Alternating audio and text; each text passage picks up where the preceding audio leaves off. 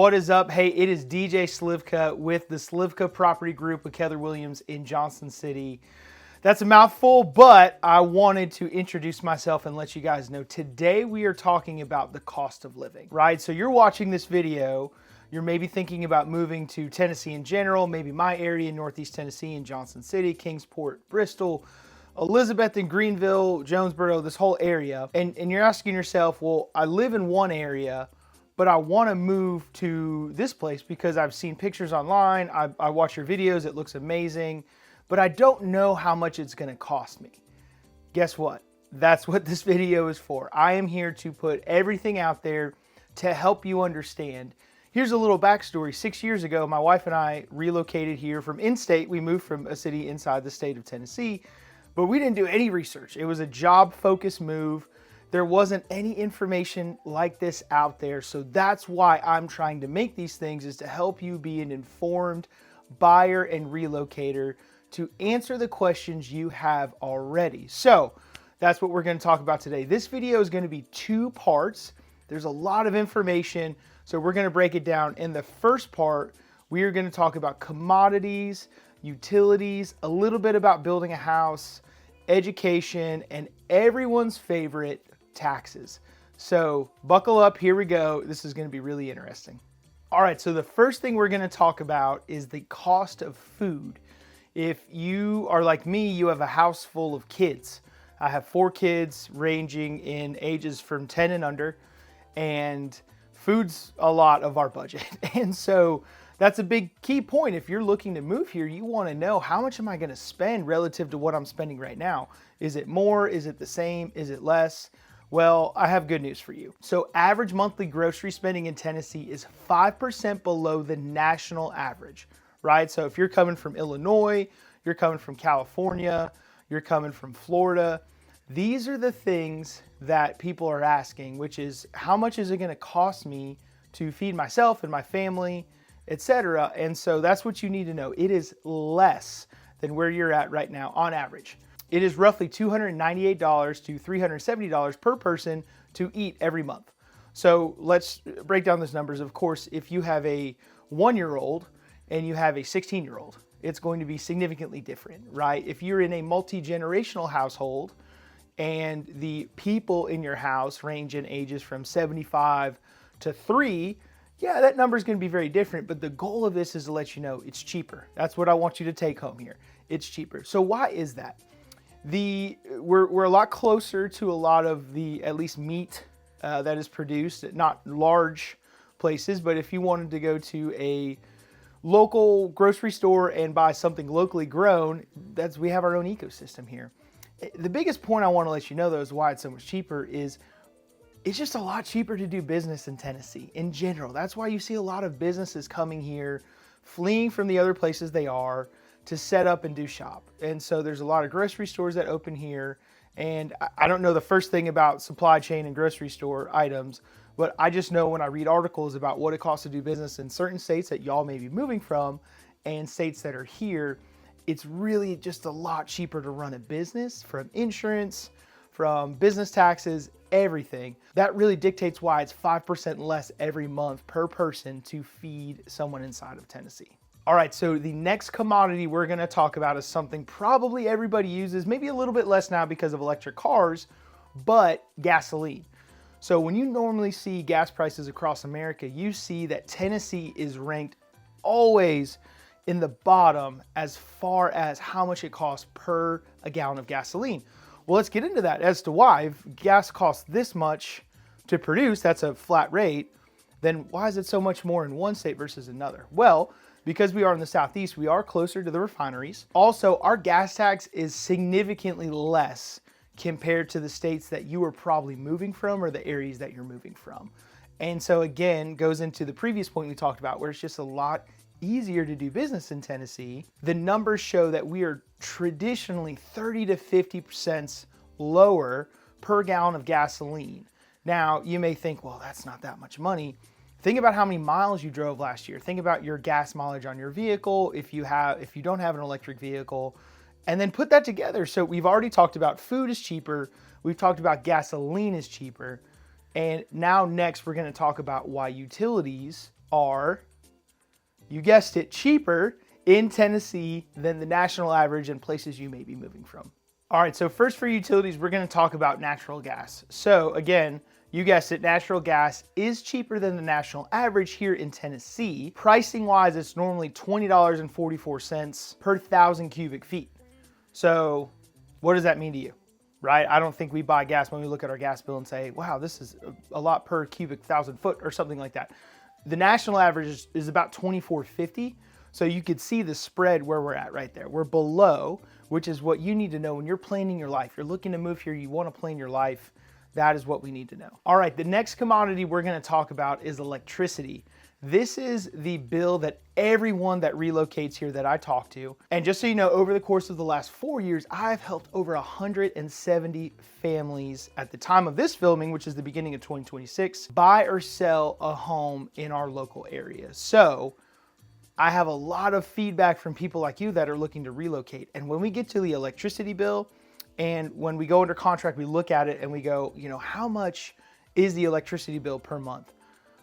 99% of the time they look at the bill and they go, that's it? And yes, again, you guessed it, as far as electricity goes, we are significantly cheaper here than the national average. So let's get into it. Why? Why, DJ? Why do you keep telling me it's so much cheaper here? Well, there's reasons, and that's what I want to get into. We are about 13 cents per kilowatt hour. And in general, across America, it is about 18 cents per kilowatt hour. So roughly somewhere between 25 to 30% below the national average.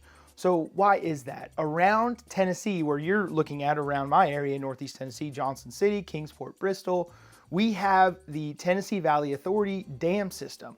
So the dam system generates hydroelectric power and sells it at a wholesale price locally. And I'm sure they sell it elsewhere as well. I just know about locally.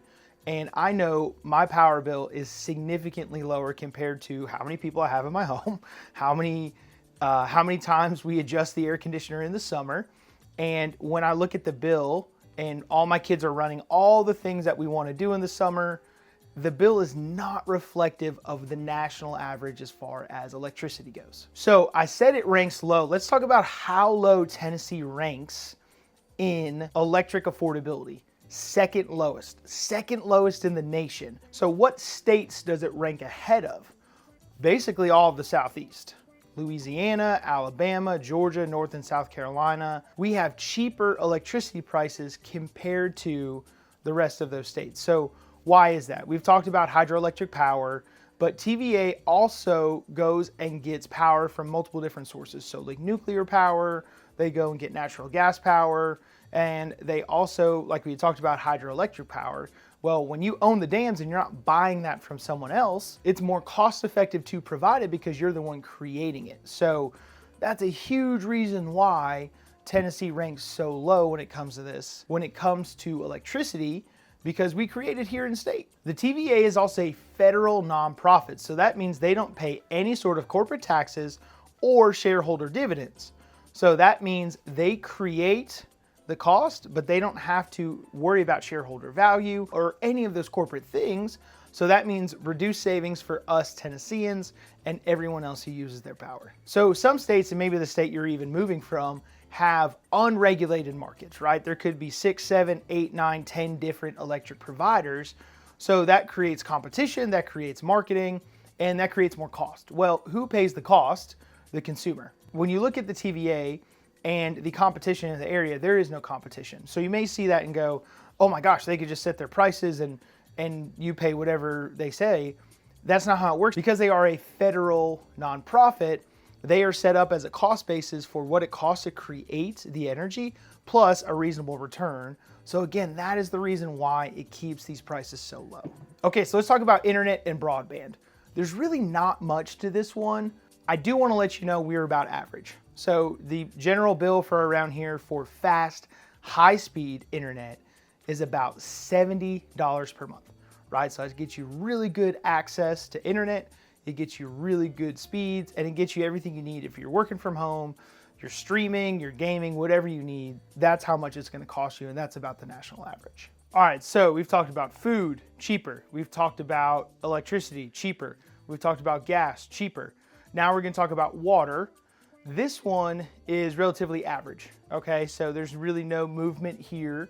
What you need to know is that there's no rise in the amount of money you're gonna spend where you're currently at versus where you're at right now. So the only variable here is if you were gonna look to buy a home that has a well. Now, wells are not incredibly popular out here in Northeast Tennessee as far as the main areas within city limits or within the counties of like Washington, Greene, Carter, Sullivan. Not a lot of wells, but when you start to get out to the more rural areas where the home is placed really far off the main road, which is where the water lines run, then it is more cost effective to put a well in. And so you need to know, number one, how much it is to dig the well. So it's anywhere from 25 to 65 per foot to dig the well and outfit it. All right, so most wells are around 100 foot deep. There's some as shallow as 80, there's some as deep as 200. And so just put all that together if you need to put one in there. The average maintenance cost of a well is somewhere around 15 to 25% of that if anything happens. Now there's also wells that just go and they're completely fine for years and years and years, and then maybe a pump breaks, or maybe some of the tubing breaks, or maybe the insulation of the water line running from where the well is to the home. There's an issue there. The biggest thing is to make sure it's buried underneath the frost line so that obviously if it gets really cold in the winter, it doesn't freeze. So that all comes together, but basic general wells, not really a huge cost out this way unless the well is really deep. And the last part about home, commodities, and utilities of that nature, a lot of people have sewer lines, and if you're coming from a big city, everyone has city sewer or some sort of sewer line that takes the waste from the house away to a processing plant.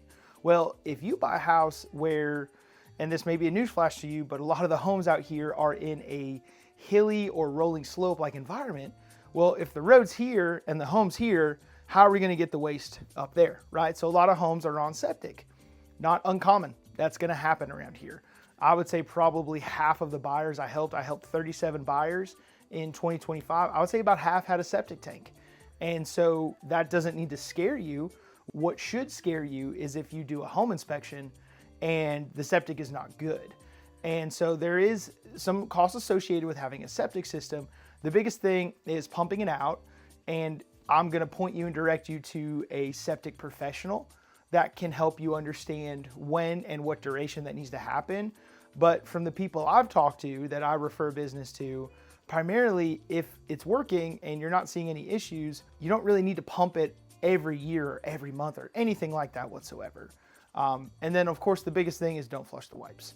So if you need to put one in, it's somewhere between $7,000 to $10,000 total, but that's getting everything started from digging the hole, putting in all the supplies, getting it filled back up, right? So if you have one that's broken, you really need to know that. So if you're gonna buy a house, I would highly, highly recommend a septic inspection. All right, we're moving on. We've talked about all the commodities associated with a home and living out here, and guess what? They were either average or cheaper than the rest of the United States. So congratulations, you've made it this far and you're already saving money by moving to this area. But let's talk about insurance. So obvious insurance we should highly recommend you have is home insurance, auto insurance. If you have any sort of boat, RV, anything you've spent a lot of money on, we probably need to insure it. Well, I'm here to tell you that insurance is lower in Tennessee than the national average. Oh my word, who saw that coming, right? So let's get into why that is. So ranking, we are 35th in America. So we're about average as far as the costs go. So you would probably say insuring something in Nebraska and then insuring something in Tennessee may be a little different, as opposed to insuring something in California or Florida is a little bit more expensive than something in Tennessee. So we significantly see the amount of people that move from coastal states, so whether that's the West Coast or East Coast, and also states where there's a lot of natural disasters, tornadoes, hurricanes, things of that nature. Those people always look to Tennessee and go, oh my word, this is so much cheaper. So in Florida, it is about $2,000 more a month in home insurance to live in a same type home than it is in Tennessee. So you could buy the same home, have the same payment, everything like that, but you're spending $2,000 more a month, not to mention the property taxes. Cost of living is very, very important, and that's what you need to know. So that's why you're watching this video. So we've talked about home insurance. Let's talk about auto insurance. So you can obviously have the highest level of auto insurance, or you could have the lowest level of auto insurance that the state allows.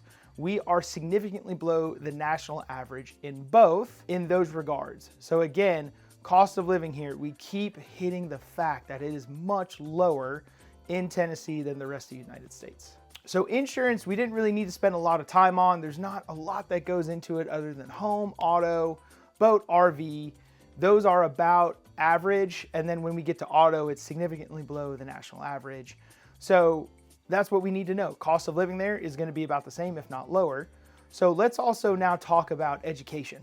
There's a lot of people that reach out to me when they move here and they go, how much is it going to cost for me to send my kids to school? Well, there's a lot of great public schools around here. And we're going to do another video and we'll link it in here where we talk about schools. In general, it's not so much which schools are bad. People ask me that all the time, which I always direct them to data, right? I'm one parent, I have 4 kids. Mine are young, not a lot are in school yet, only 3 of them out of the 4. One's in pre-K. So I don't really have a lot of time in the school system, but my utilization so far of the county school system, I've been very pleased. And when people ask me about the schools around here, I always tell them it's not which schools are bad. It's just which schools are better than the others.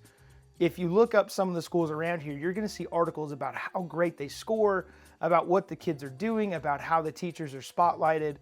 In general, education is very, very, very celebrated in this area. Now, there's always one-offs. I mean, I've talked to a lot of teachers who see parents all the time just take advantage of the system. That's going to happen everywhere. In general, I feel very safe saying that education, the public school system around here, is very focused on providing a good quality product for your children. So since we've talked about everything with averages, the research I looked up, which we'll link this in the blog and in the notes for the YouTube video, about average for the rest of America. So you're not going to move here and see a significant cost in the amount of money it's going to cost for you to go to public school, for the things associated with the school system. Now, when we talk private school, we'll have a whole other educational piece about that in a video, but there's really not a lot that you're going to look at as far as school supplies. One thing Tennessee does that's very different than a lot of other areas, and maybe the area you're living in, is the tax-free weekend before school. So the tax-free weekend, and maybe I said that and your ears popped up and you went, whoa, hold on, what? We're going to talk at the end of the video about the sales tax in here, which we are the 2nd highest state in America with sales tax. So cost of living is really low. That's the whole point of this video. Sales taxes are going to be high, and you need to know that. So it's going to be a what matters the most to you, and just run the numbers and find out, and then see the averages versus the other places. But when we go to tax-free weekend, everything below $100 is tax-free, right? So if there's a pair of shoes, they gave this example in the article that I read. If there's a pair of shoes that are $105, those do not qualify for tax-free. But if the shoes are $75, they qualify. So case in point, again, if there's school supplies that are over $100, they don't qualify, etc. And when you go to checkout, you'll see that the cashier and the company that you're using should have all that preloaded. But that is something very unique that Tennessee does to help stimulate and help families when we are going back to school. Because again, I've shared with you guys, I have 4 children. Back to school costs some money. And I'm in the phase of life right now where my kids are always growing out of something. I joke that I'm in the phase of life where one of my kids puts on shoes and I go, I just bought you those. And that's pretty normal. So I suspect by the time school starts up in the summer, I'm going to have to buy new wardrobes for everybody. And we're not trying to be over the top. One more point I want to bring up about schools is that in some school zones, if you live in the county but you want to send your kid to the city schools, you can do that. And you can contact the city school, you can apply, and they pick you. And different schools have different processes, but that is an opportunity. Sometimes you do have to pay a small fee, but some families do that if there's family members that go to schools that are not in the same zone, if they have friends from sports teams, etc. So that is an opportunity, but there is a cost associated with that. And I'll briefly mention college around here. The schools around here are slightly below national averages as far as tuition goes. Okay, we've made it to the last part of video 1 in our 2-part series on the cost of living in Northeast Tennessee. So we're focusing on the Johnson City, the Kingsport, the Bristol, Greenville, Jonesboro, everything in this vicinity as far as what it's going to cost if you're looking to move here. We're answering the questions you may have. If you have any other questions, please make sure you put them down in the comments and we'll be able to answer them directly. And always shoot us an email, text me.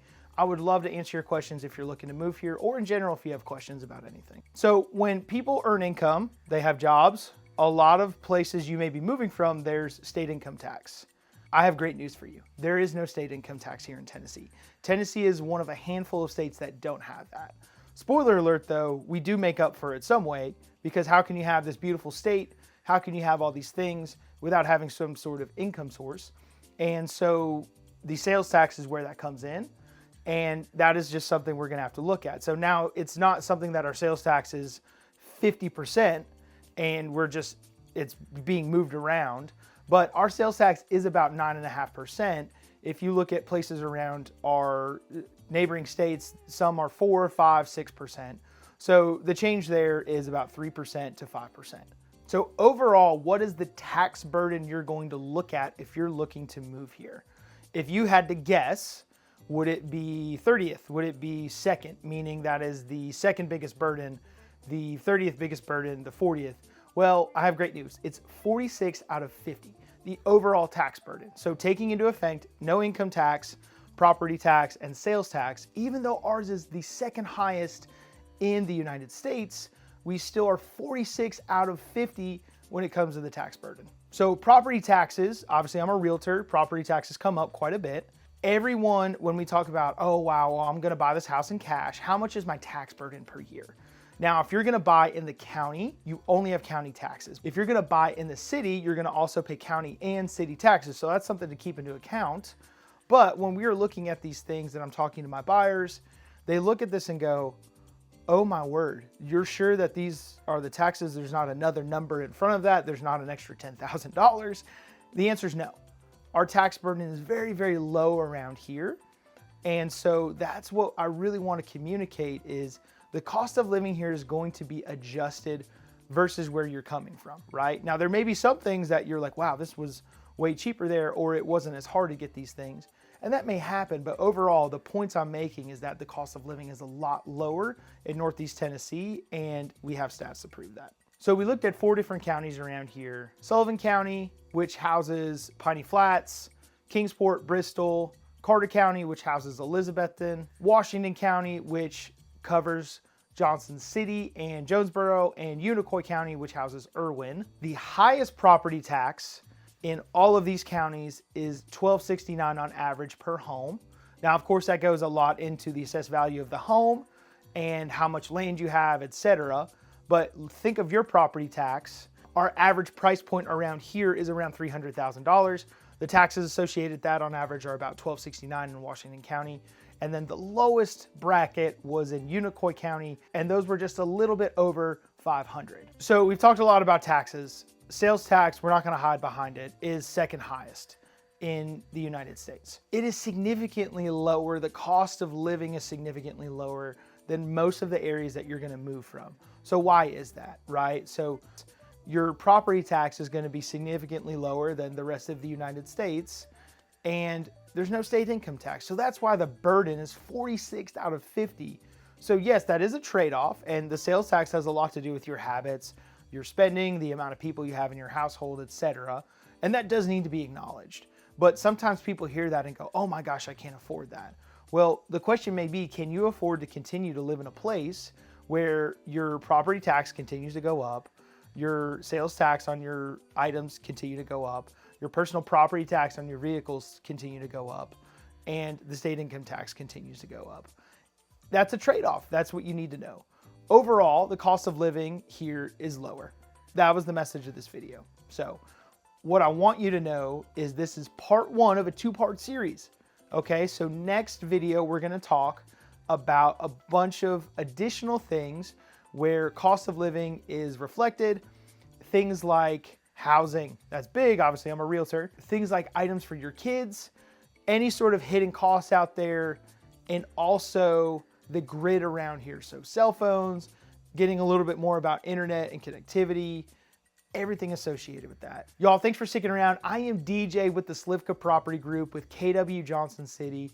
If you are looking to relocate here, please stop what you're doing, shoot me an email, shoot me a text, put a comment down here, send us a DM on some sort of social platform, and we would be honored to help you relocate here.